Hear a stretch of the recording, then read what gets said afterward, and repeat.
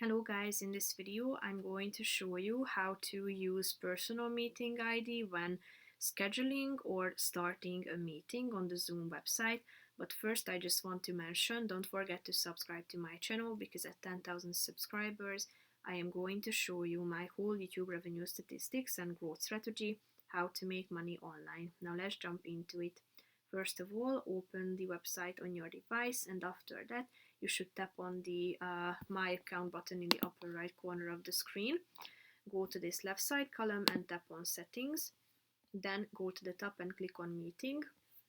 Scroll down and here you can find these two features: use personal meeting ID when scheduling and when starting an instant meeting. So tap on these buttons to turn them on.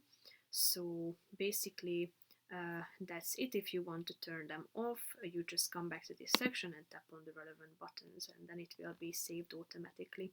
So that's pretty much it for this video, guys. See you in the next one. Bye bye.